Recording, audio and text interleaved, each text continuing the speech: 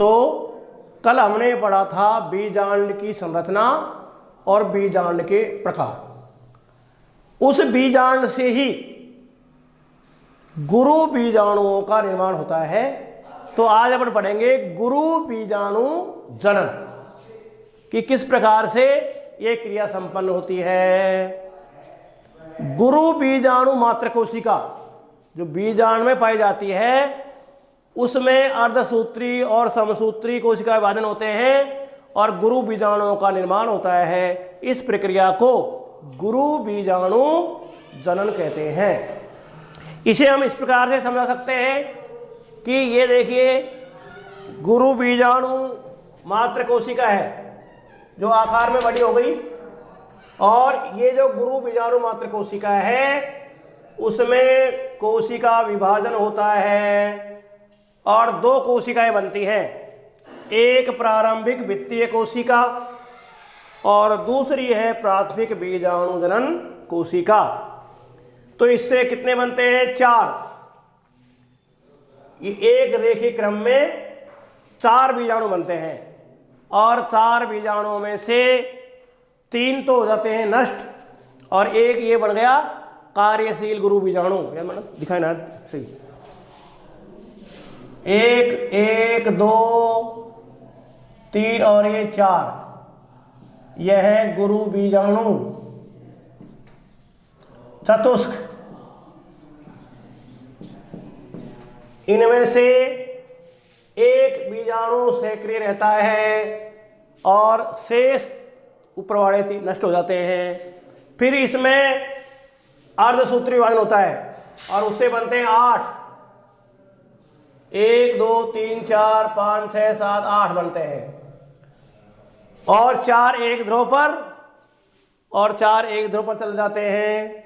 फिर उनमें से एक एक मध्य में आ जाता है और ये बनाता है ध्रुवीय केंद्रक। और इधर को एक अंड कोशिका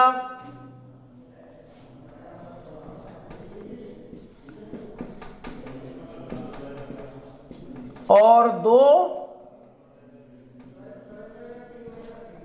सहायक कोशिका और ये तीन है प्रतिमुखी कोशिका। ध्रुवीय केंद्रक है और यह है द्वितीयक केंद्रक, ये मध्य में है द्वितीयक केंद्रक है 2n। इस प्रकार से यह क्रिया संपन्न होती है। अब अपन इसको विस्तार से पढ़ेंगे। सबसे पहले पढ़ेंगे गुरु बीजाणु जनन। तो इसमें क्या है? गुरु बीजाणु मात्र कोशिका द्वारा गुरु बीजाणुओं के निर्माण की प्रक्रिया को गुरु बीजाणु जनन कहते हैं। यह क्रिया कहां पर होती है? जो बीजांडकाय है, ये चित्र में दिखा रखा है, ये सारा ये बीजांडकाय है सारा। बीजांडकाय की अधस्थ त्वचा की कोशिकाएं जिन्हें हम कहते हैं प्रप्सु कोशिकाएं, ये सक्रिय होती हैं और एक कोशिका आकार में बड़ी हो जाती है और स्पष्ट केंद्रक होता है जिससे दो कोशिकाओं का निर्माण होता है। एक है प्रारंभिक वित्तीय कोशिका और दूसरी है प्राथमिक बीजाणु जनन कोशिका।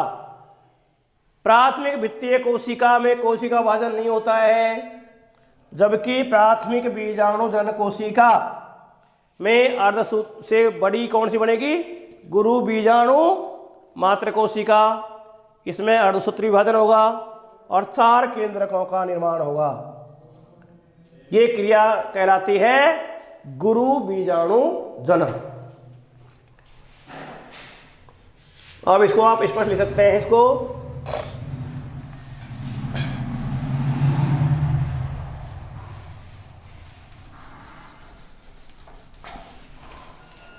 ये तो हो गई परिभाषा। गुरु बीजाणु मात्र कोशिका द्वारा गुरु बीजाणुओं के निर्माण की प्रक्रिया को गुरु बीजाणु जनन कहते हैं। यह प्रक्रिया निम्न चरणों में संपन्न होती है। नंबर 1 किसकी? बीजांड काय की अधस्त्वचा की कोशिकाएं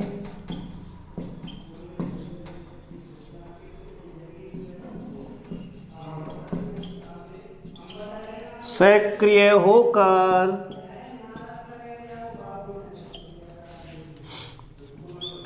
प्रपसु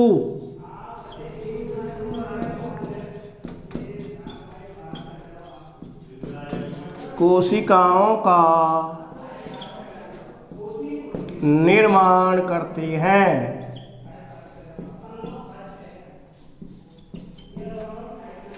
नंबर 2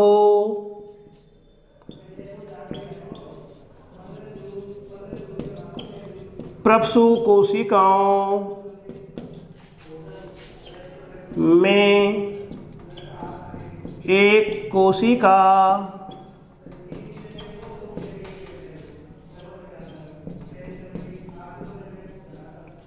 आकार में बड़ी हो जाती है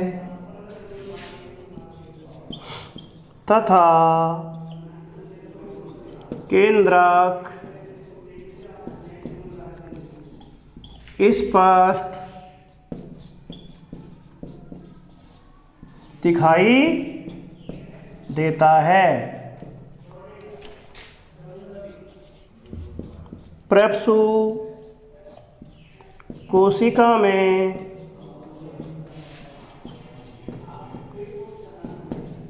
कोशिका विभाजन होता है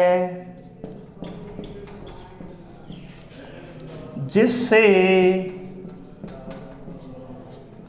2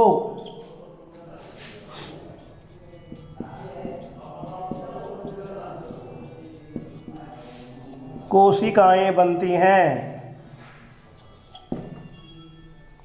नंबर 1 प्राथमिक भित्ति कोशिका।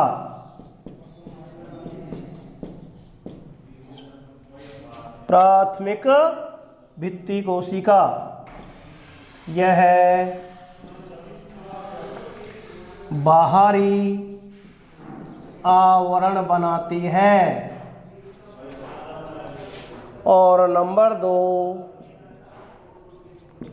प्राथमिक गुरु बीजाणु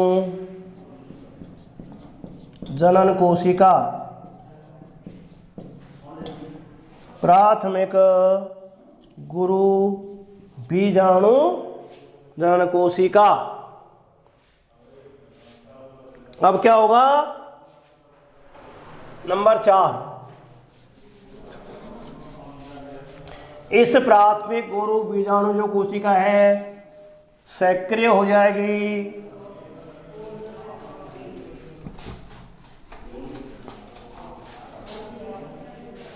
नंबर 5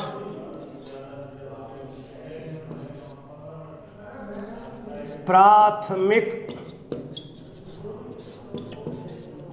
गुरु बीजाणु जनन कोशिका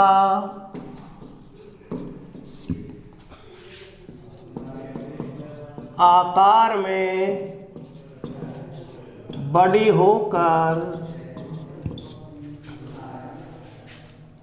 गुरु बीजाणु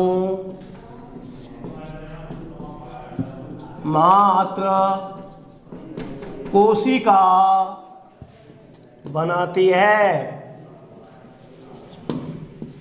नंबर 6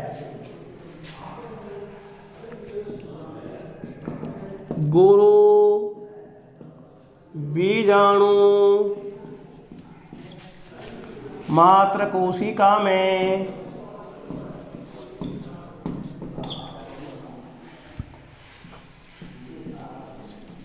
अर्ध सूत्री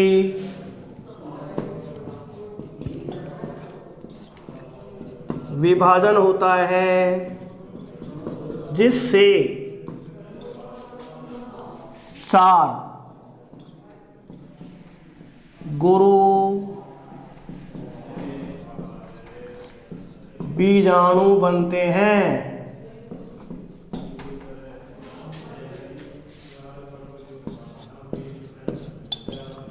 ये गुरु बीजाणु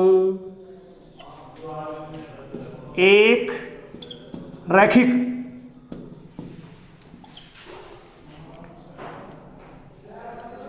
क्रम में व्यवस्थित रहते हैं तथा चतुष्टय संरचना का निर्माण करते हैं। इस संपूर्ण प्रक्रिया को क्या कहते हैं? गुरु बीजाणु जनन कहते हैं, जिससे मादा युग में कोद भिद का निर्माण होता है। तो ये संपूर्ण प्रक्रिया क्या है? गुरु बीजाणु जनन। इसको हम क्या है, एक रैखिक डायग्राम के द्वारा क्या है समझा सकते हैं। सबसे पहले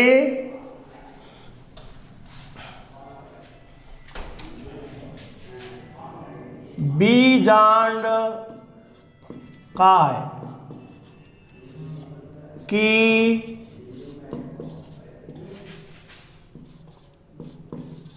अधस्त्वचा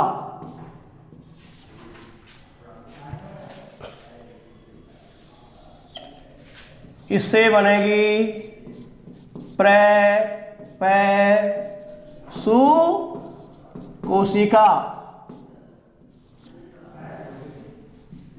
कोशिका विभाजन, कोशिका विभाजन से बनती है 2 कोशिका बनती है।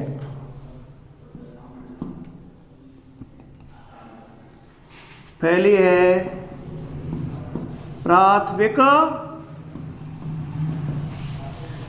भित्ति कोशिका,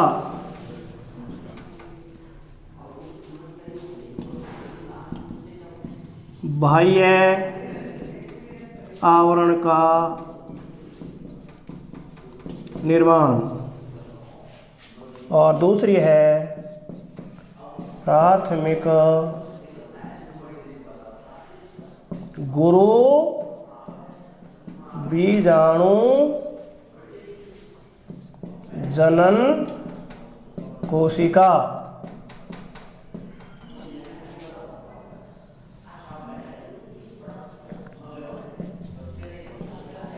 सक्रिय होकर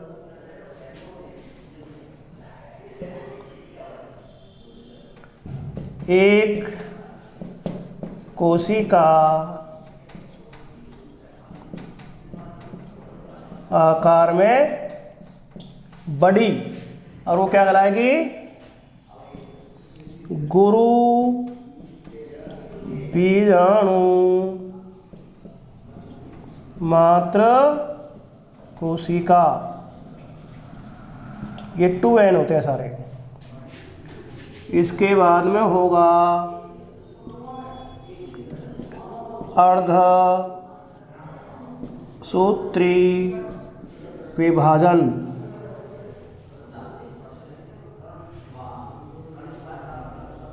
1 2 3 और ये 4।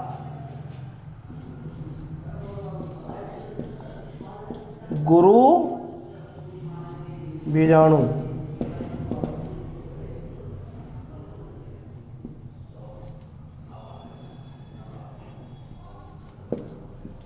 केंद्रक।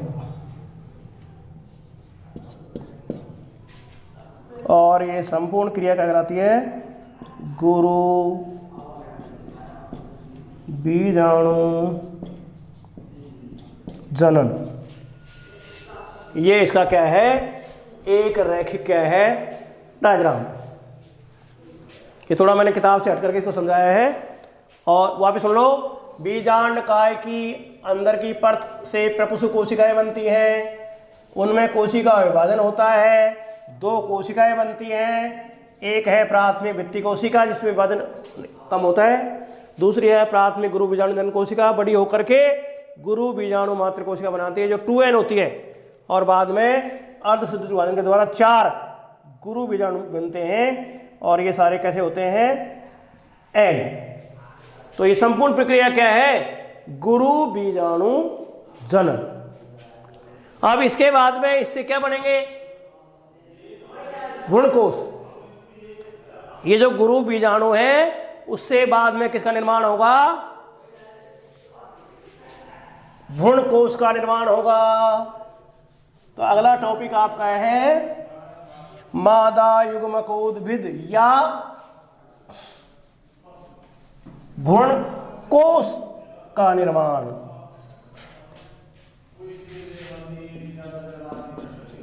मादा युग्मकोद्भिद या भ्रूणकोश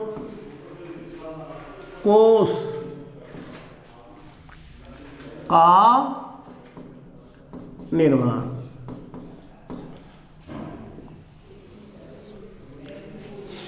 अब देखिए इस प्रक्रिया में क्या बन गए? 4 बन गए गुरु बीजाणु। और ये किसमें है? रैखिक क्रम में। इनमें से 3 नष्ट हो जाते हैं,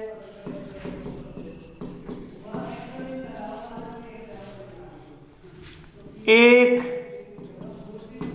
शेष रहता है। फिर ये अपहासित हो गए, अपहासित,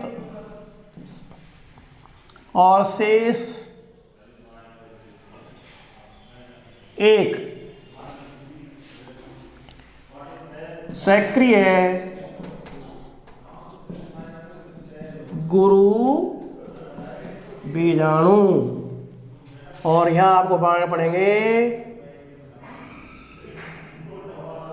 1 2 3 और ये 4।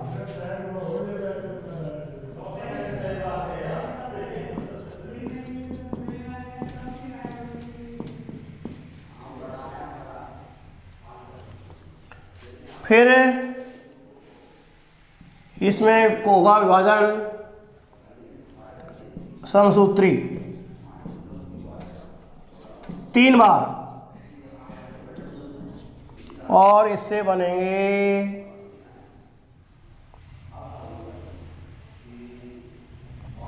1 2 3 4 और 1 2 3 और 4 8 गुरु बीजाणु बनते हैं। व्यवस्थित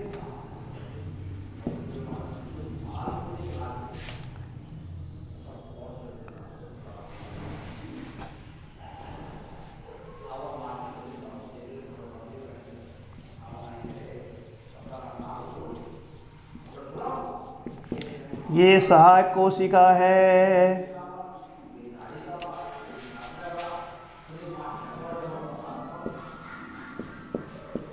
ये अंड कोशिका है।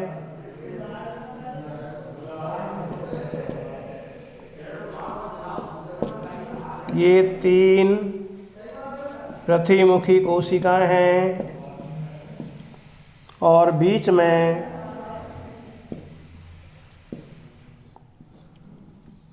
ये 2 ध्रुवीय केंद्रक है। इस पूरी संरचना को कहते हैं अपन क्या, कौन सा उपकरण है? अंड उपकरण।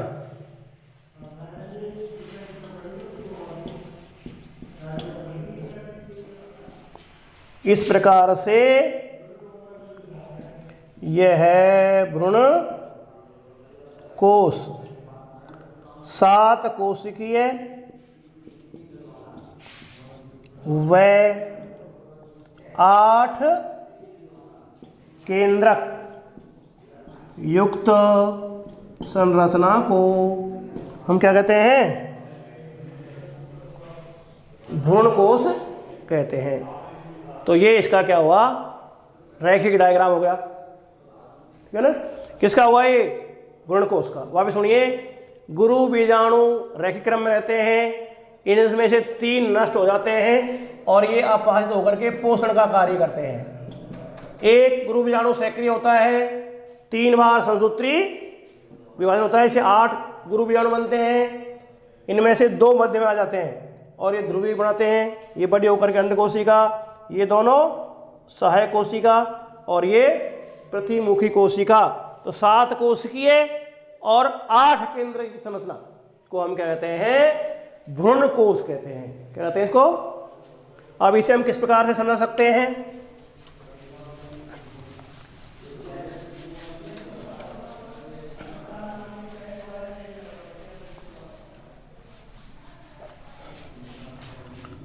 भ्रूण कोश के निर्माण की प्रक्रिया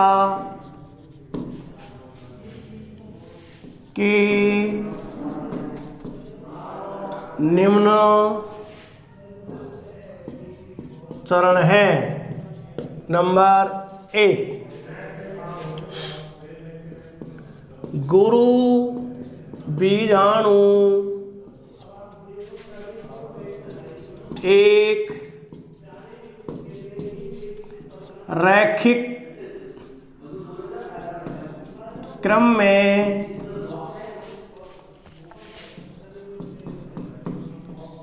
लगे रहते हैं।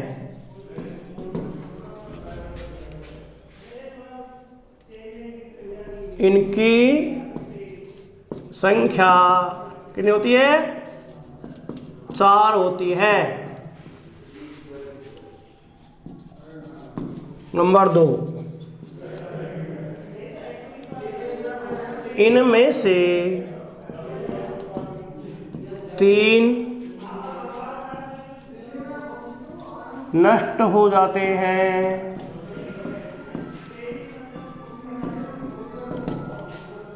जो अपहासित होकर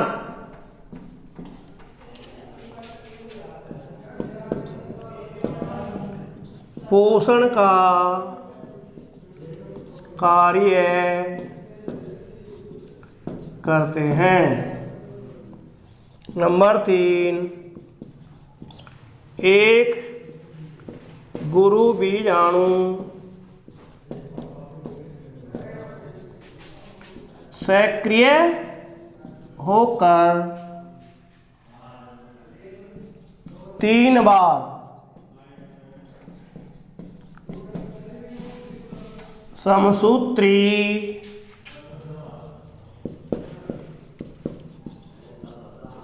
कोशिका का विभाजन करता है, जिससे 8 केंद्रकों का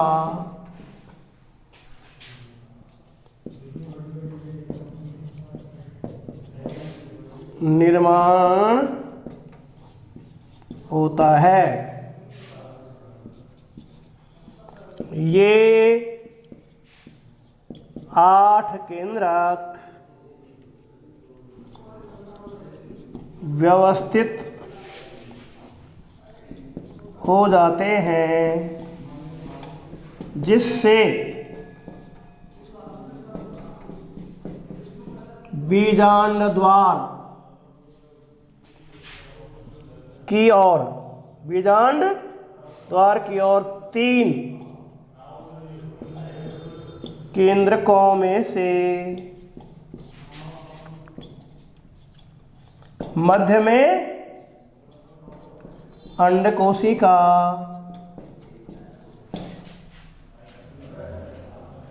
व 2 सहायक कोशिका बन जाती हैं, जिसे अंड उपकरण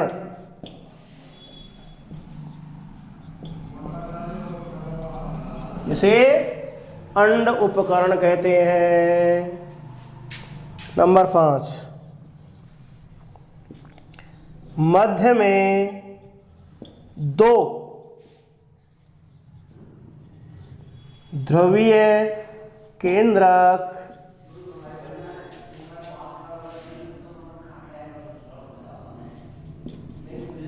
द्वितीयक केंद्रक का निर्माण करते हैं।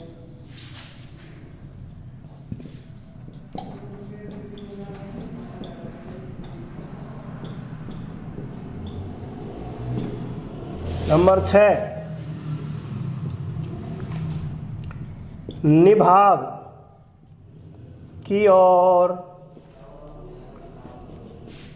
3 प्रतिमुखी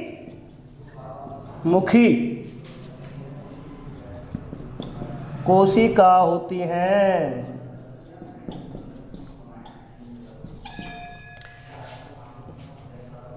इस प्रकार से